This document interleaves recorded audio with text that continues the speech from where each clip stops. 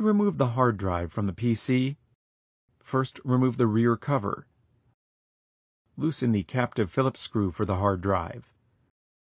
Grasp the hard drive handle and pull the hard drive out to the side, then up and out of the PC.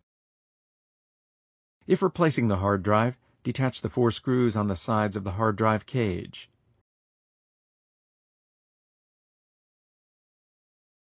Note that the screws are different than screws used for other system components. Slide the hard drive out of the cage.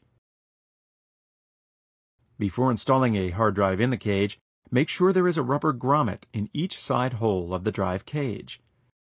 Install a new grommet into any hole missing a grommet.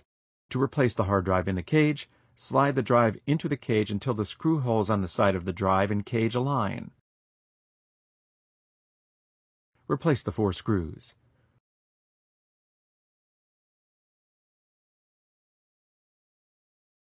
The hard drive cage has 4 tabs on the bottom that fit into 4 slots inside the PC.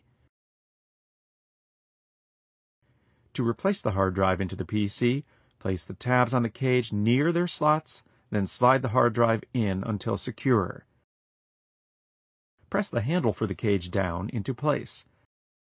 Tighten the captured screw to secure the hard drive in the PC.